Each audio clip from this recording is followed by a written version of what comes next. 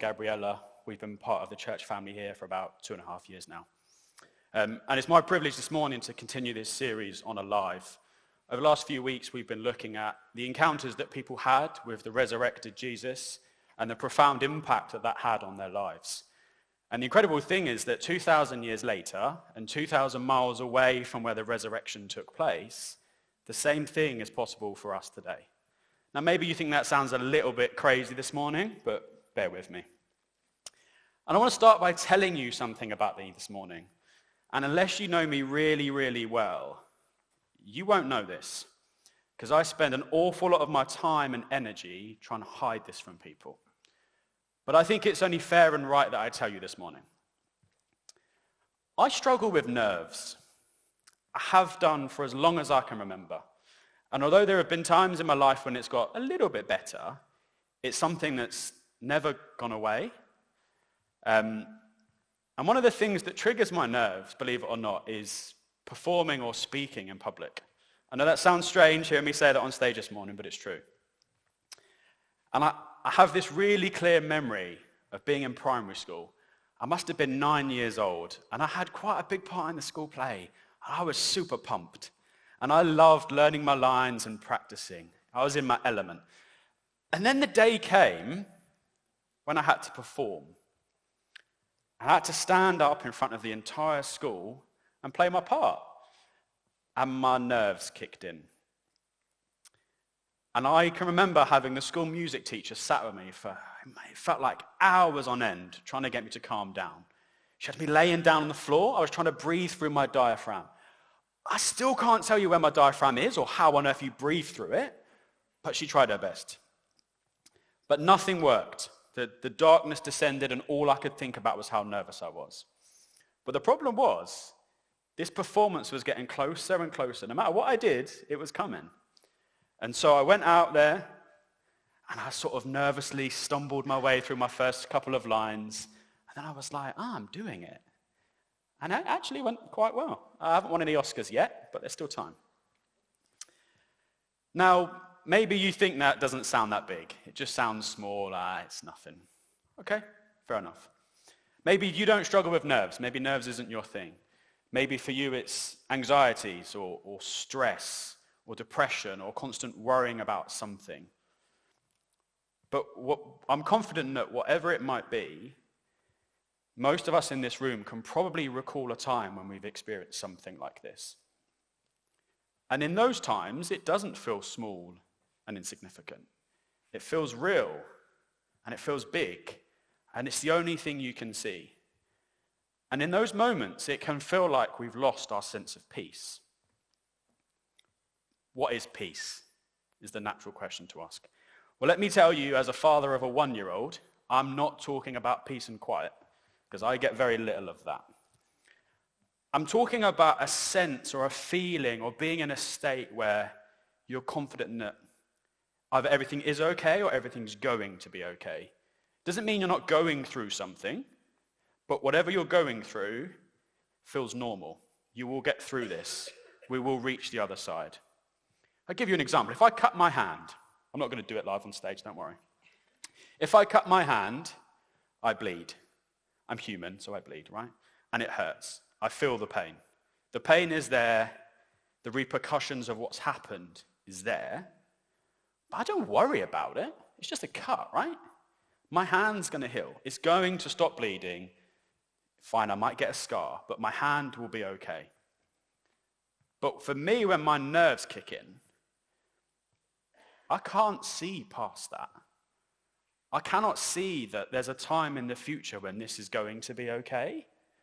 All I can see is what's in front of me. And it's huge. And whatever it might be for you, whenever that happens, whenever that thing kicks in, it wears you down, and it can leave you feeling inadequate or incomplete, maybe insufficient. Your confidence can be knocked. Your well-being isn't as it's meant to be. And at times it can leave you asking some quite fundamental questions of yourself and of the world around you. That's not a nice place to be in. So let me ask you a question. How are you doing? How are you really doing this morning? Take a moment and think about that. I'm not going to ask for a show of hands. Don't worry, I'm not going to ask anybody to come on stage and tell me what they're going through. But just be honest with yourself. Where are you at this morning? Are you in a good place? Sun's shining, it feels warm, everything's good. You've got some meat on the barbecue, perhaps. It's a good day. Or are you in a dark place? Is there something in your life right now that just isn't quite right? And whatever it is, it's just eating away at you. If that's you this morning, I just want to tell you that you are not alone. You're definitely not alone. A study by the Mental Health Foundation in 2018 found that in the preceding 12 months, 74% of adults had felt so stressed or overwhelmed that they felt they were unable to cope. 74%.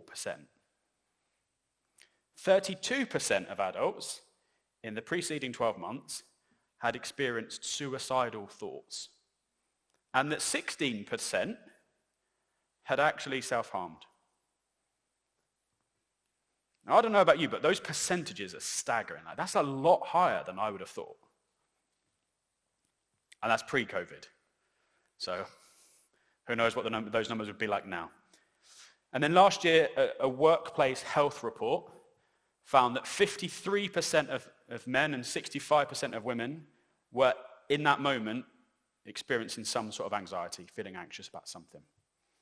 And that 50% of men and 60% of women were experiencing some symptoms of depression. Again, much higher percentages than I would have expected. Or then young people. A study found that 1 in 5 young people are suffering from a probable mental disorder. Now look, these are studies, right? These are small samples that are taken, and you extrapolate the data and you try and come up with some kind of idea of what that number might be for the population. So is there some level of error in these? Probably. But what's clear to me is that the mental health, the mental well-being crisis that we face is real. It is bigger than we think, and it is not going away. So let me ask you again, how are you doing? We've cleared all the noise, we've cleared all the busyness from the slide now. All that's gone. How are you doing? Where are you really at this morning? Because see, our well-being is quite a complex, multifaceted topic.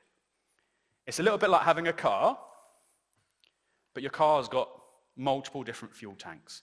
I'm not talking about hybrid where the petrol engine recharges the battery, all that fancy stuff. You've got several different fuel tanks, and if you don't keep all of those fuel tanks topped up, your car will break down. You imagine that. You had 7 different petrol stations you have to go to. You'd have to go sort of every day of the week, wouldn't you? It should be like never-ending topping up with fuel. And if you had those different fuel tanks, you might have fuel tanks that look a little bit like this. You've got physical, emotional, spiritual, relational, financial, vocational. There's just 6 there, but you could add more to that list. And this is the reality of what our well-being is like. We have all of these things that we have to stay on top of. And so it's quite fragile, and it's quite a challenge to stay topped up in each of these areas. And like I said, the fact is that the moment one of these 6 things slips, the moment that one of them gets too low, you can be left feeling like something's missing, like you're incomplete in one of these areas. You're not how you should be. So if we've got all of these different fuel tanks to stay on top of, how on earth are we supposed to do that? How on earth are we supposed to find peace and stay topped up? Well, the good news is we are not the first people to ask this question. You see, the Bible has an awful lot to say about peace. In fact, I think even more than that, for me, I think peace is a core thread that runs throughout the entire Bible story. So let me ask the question again, what is peace? Well, the Hebrew word for peace, the original word that would have been used in our Bibles when we read the word peace, particularly in the Old Testament, the Hebrew word is shalom. Now, shalom is a really exciting word. right? Peace doesn't really do it justice. Because shalom is not just about the absence of conflict. And if, like me, you woke up this morning and saw the news of Iran's retaliation and everything that's going on in the Middle East, or the crisis in Russia and the Ukraine, like, how on earth are we can't even find peace in that area. Like, how are we going to ever reach shalom? It's not just about an absence of conflict. It's about being complete, about being whole, about being without a blemish. So, for example, you could say that this stone here is perfectly round, perfectly spherical. It doesn't have any dents, any cracks in it. It's complete. It's how it should be. You could describe the stone as being shalom. So when we think about our well-being through that lens, through being complete, not just an absence of conflict or anything else like that, what does that mean? Well, I believe that God has a plan for you to enjoy peace. And I think those two words are key. It's not experience peace. It's not know peace. It's to enjoy peace. God's plan for you is that you would be in a state of peace and that you would enjoy that. And when God is at work in your life, when God is moving in your life, I believe you can know that. You can have that peace. You can enjoy shalom despite the difficulties. Because trust me, they won't go away. The difficulties, the challenges of life, they're going to come and come and come. But God's plan is that you would enjoy peace even when everything around you isn't. Let me share an example from a time when Jesus' closest followers were experiencing anything but peace. So we carry on the series. We're just after the Easter story. We're in the Gospel of John. And this is our passage. On the evening of that first day of the week, when the disciples were together, with the doors locked for fear of the Jewish leaders, Jesus came and stood among them and said, "Peace be with you." After he said this, he showed them his hands and his side. The disciples were overjoyed when they saw the Lord. So first things, the disciples are together in a house with the doors locked for fear of the Jewish leaders. Right, they're scared. They've just seen their leader arrested, accused, falsely found to be guilty, and brutally murdered in front of them. Right, they are terrified that the Jewish leaders are going to try and do exactly the same thing to them. But I think there's more than fear in this room. I think there's a whole heap of guilt in this room as well. Right? How is Peter feeling right now? He's deserted Jesus. He's denied knowing Jesus 3 times. And now he's in this house as well. Scared, yeah? But probably also feeling quite guilty. And into this melting pot of emotion, into this sort of crisis, Jesus came and stood among them. Jesus appears. How does a dead man appear in a locked house? I think that's the question that the disciples ask themselves, right? They see Jesus in the house and they're like, what is going on? And Jesus starts by saying, "Peace be with you." Shalom. Now, I think at this point, this is just a greeting. It's a fairly standard greeting in those times to say peace when you meet someone. I don't think there's anything more in this right now, but we'll come back to that later on. But then once he said that, once he greets them, he shows them his hands and his sides. When you first read that, you think that's quite a weird thing to do. I can't go, "Hello." But actually, again, I think what happens here, a little bit like what Chris talked about last week, I think Jesus appears, and at first, the disciples aren't sure who he is. Like, they're asking themselves, have we seen a ghost? Am I hallucinating? Is this some sort of vision that I've got? Like, a dead man can't appear in a locked building. This doesn't happen. And so I think when Jesus shows them his hands and his sides, he's saying, look, it's me. I am resurrected. I'm here.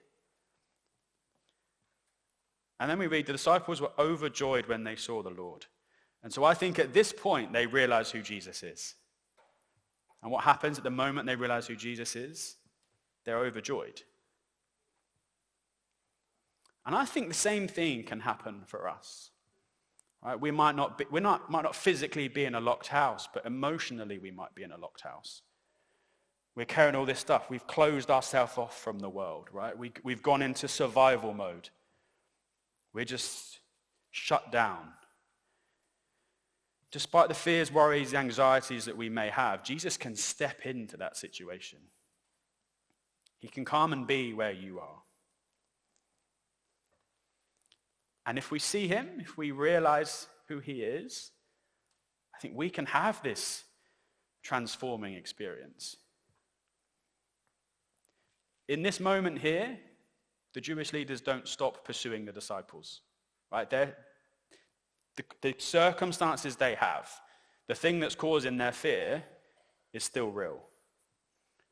But what Jesus has done in this moment is he's met them in their fear and suddenly they're overjoyed. Their perspective of the situation they're in has changed. Circumstances not changed. Perspective has changed. But that's just the start of the story. Let's see what happens next. Again, Jesus said, "Peace be with you. As the Father has sent me, I am sending you." And with that, he breathed on them and said, "Receive the Holy Spirit. If you forgive anyone's sins, their sins are forgiven. If you do not forgive them, they are not forgiven."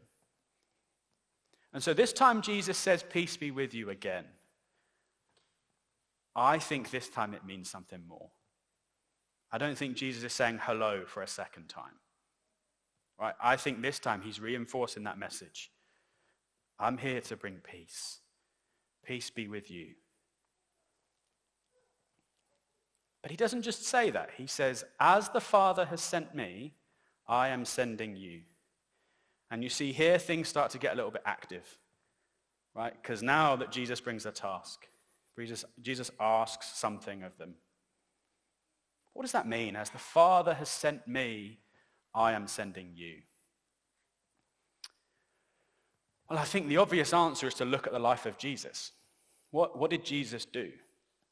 Well, preceding his crucifixion, he spent a few years before that traveling around the region meeting people, going to where they were, and oftentimes meeting them in real need, physical need, emotional need. And he connects with people. And he performs these miracles. Right? He heals people. He brings sight back to the blind. He brings dead people back to life. And a little bit earlier in the Gospel of John, we read these words of Jesus. "I have come that they may know life and have it to the full." What was Jesus' life about? I think it's summed up here. He came that they may know life and have it to the full. Life to the full, life that's complete, life as it's supposed to be. Shalom. Jesus came to bring shalom. And that's what he's asking of the disciples. And what happens next? Well, if you carry on the story, you read into the book of Acts, you see that the disciples go out and they start to do this stuff. And suddenly, poor old Peter, afraid Peter, guilty Peter, he's suddenly renewed. Right? And he has this, confidence and bravery around him. You read a few chapters on, and instead of hiding from the Jewish leaders, he stands before them and he speaks to them. And this is the transforming power that comes from this encounter with the risen Jesus. But what are we supposed to do? Right? Because if this is what Jesus is asking the disciples to do, he's asking us as his followers to do the same thing. Now, as I said, you've just met my wife, Naomi, who is the community team coordinator, I think is the correct title here. So it wasn't too difficult for me to find out what we do as a church in this area. So we cook meals for people that are unable to cook meals for themselves for whatever reason. We were hugely blessed when Gabriella was born. It was brilliant. It's like every day at 4:00, the doorbell would ring. And someone in this church makes the best sticky toffee pudding, but you'll have to find out for yourself who that is. We also have a partnership with Share, our sort of food sharing charity. Again, sort of distributing food to people that are facing food poverty for whatever reason. And actually, Naomi was explaining to me, it's not just about feeding them. It's not just about giving them food. It's about trying to strip away the impact that not being able to eat properly has on their life, on their physical well-being. But then that has a knock-on impact on their emotional well-being. And they have to go to work tired, hungry, stressed. And what does that do? And so it's about trying to strip back some of those things. We have also sourced a bike for some teenagers that needed a bike. We've given baby boxes to new parents. We've gotten hold of ear defenders for a young person with autism that has to take the bus to school, and that's a challenge. I think we're working on some welcome packs for new people moving into the community. And as you've heard about the friendship table, it's about creating safe spaces for people to come and meet each other and things like that. And there's also the relationship with Kaleidoscopic UK, the domestic abuse charity that we support. And these may all sound like practical things, but I think it's about restoring people and restoring their belief in themselves to see themselves the way that God sees them, to help them see themselves as valued, loved, cared for individuals. And I think that's what Jesus is asking of the disciples. So what has Jesus done? Well, he's come and he's met the disciples in their fear. He's filled them with joy, and he's empowered them to share that. So maybe you're asking, well, what about me? That's a good question to ask. How do I enjoy this peace? What do I need to do to know this? Well, what did the disciples do? Jesus appeared. That was the first thing. Jesus showed the hands and sides. Like I said, for me, I think that is Jesus trying to show who he really is. Look, you can see the hole where the nail went through. You can see the scar in my side where they stabbed me. It is me. And then the disciples believed that it was Jesus. They recognized Jesus. And they were filled with joy. I think it's as simple as that. The only thing you have to do is to believe who Jesus is. That he is the Son of God. That he came down to earth. That he died on that cross for you. To make a way to pay for the sin and to reconcile your relationship with God. Can you believe that? Simple, right? If only.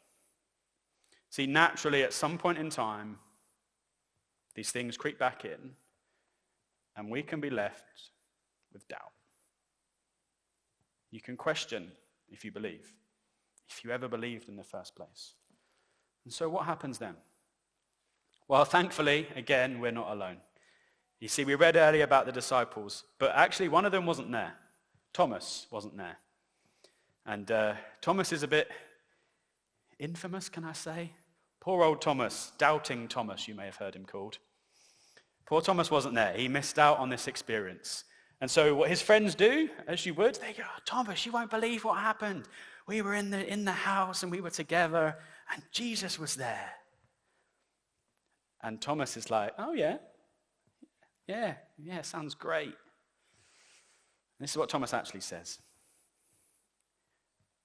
Unless I see the nail marks in his hands and put my finger where the nails were and put my hand in his side, I will not believe. Fair enough? Fair enough. After everything that Thomas has seen in the last week, I can understand this. I get it. And this is a little bit of my story. See, I didn't grow up in the church. I had no real encounter with faith growing up. And then as I got older, I met some people that did. And they told me their story. They shared their experience with me. My first thought was nonsense. But I listened a little bit more. And then I gained a little bit of an interest. But my stumbling block was the same as Thomas. I was not willing to base my life on something that somebody else had experienced. Unless I experienced it for myself, I refused to believe. And I found exactly the same thing as Thomas. Let's take a look. A week later, the disciples were in the house again, and Thomas was with them. Though the doors were locked, Jesus came and stood among them and said, "Peace be with you." Then he said to Thomas, "Put your finger here. See my hands. Reach out your hand and put it into my side. Stop doubting and believe." Thomas said to him, "My Lord and my God." After everything that Jesus has been through, you could understand if at this point Jesus says, "What more do you want from me, Thomas? What more do you want me to do for you?" But that's not what Jesus does. He's patient. He's gentle. He's kind. He meets Thomas where he's at. And the same was true for me. You probably guessed into the story, seeing as I'm stood here. But over several months, I asked more questions. I got more answers. I had more doubts. I asked more questions. I refused to believe what I had heard, and I demanded more and more proof. Until I found myself tagging along to a Christian conference in a field in Somerset. And one evening, the person on stage was asking people to respond to what they'd heard.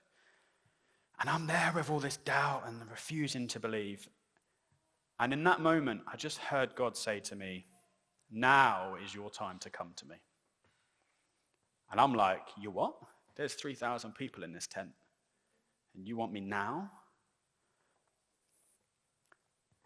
I think when that happens to you, you only have one option. So with like shaky legs like this, I get up, make my way to the front. And in that moment, my response was similar to Thomas. "My Lord and my God, I believe." Are you in that place this morning? Have you asked question after question? Have you demanded more and more proof? Have you refused to accept what you've seen, what you've heard, and what you've experienced? Like Thomas, are your doubts destroying your peace? See, God helped Thomas to doubt his doubts and to respond with, "My Lord and my God." And that was the gateway for Thomas to experience peace. I think there comes a time when enough is enough, and you've seen enough, you've asked enough, you've wondered enough, you've doubted enough, and this has gone on for too long. There comes a time when you just need to stop doubting and believe. Have you spent too long asking questions, wanting more answers, proof? Is Jesus telling you this morning to stop doubting and believe? God has a plan for you to enjoy peace. And to bring about his plan, God was willing to come down to earth and to die on that cross. It was the only way that he could make a way for us to know reconciliation with him and enjoy this peace. But as we've seen over the last few weeks, Jesus didn't stay dead. Jesus was resurrected, and he appeared to Mary, to the two people on the way to Emmaus last week, to the disciples and Thomas this week, and we've got a couple more weeks of this series to come. And again, 2,000 years later, and 2,000 miles away from where all of this took place, we can still encounter the risen Christ and experience that peace. Has the time come to stop doubting and believe? So what? So what? What difference does all of this make? Why should you care? It doesn't make life simple. It doesn't take away the challenges, the struggles, the fears. A whole bunch of that stuff's still going to come. Sometimes even more.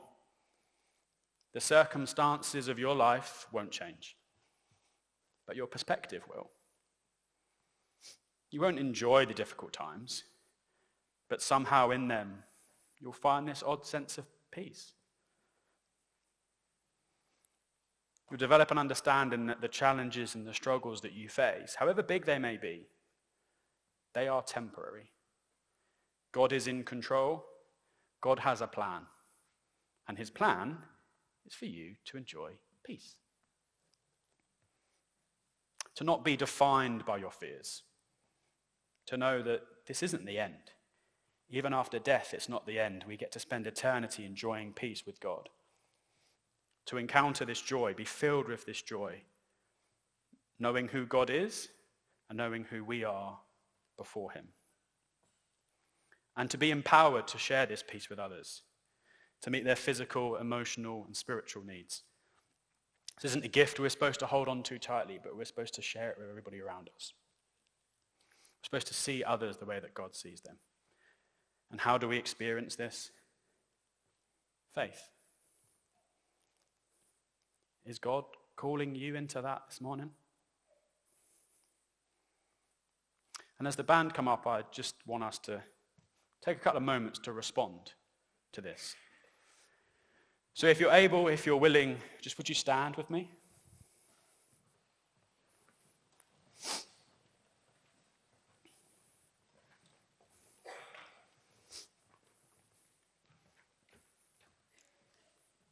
I just want to go back to the question that I asked at the start. How are you doing? Where are you at today? What's happening in your life? Just take a moment, think of that. And be honest with yourself. Where are you really at? And earlier in the Gospel of John, we read these words of Jesus. Peace I leave with you. My peace I give you. I do not give to you as the world gives. Do not let your hearts be troubled, and do not be afraid. Just, if you're willing, hold your hands out in front of you and put your palms facing down. And I just want you to hold on to that thought in your head of what's happening in your life, the challenges that you're facing, the struggles you're going through. And as you do that, just imagine letting go, seeing all of that fall, and watch as it falls to the ground. Let me read these words again. Peace I leave with you. My peace I give you. I do not give to you as the world gives. Do not let your hearts be troubled, and do not be afraid. And now turn your hands over so that your palms are facing upwards. And I just want you to, as your palms are up, ask God to fill you with his presence and his peace. And just see yourself accepting that as he feeds you with that. Just stay in that moment.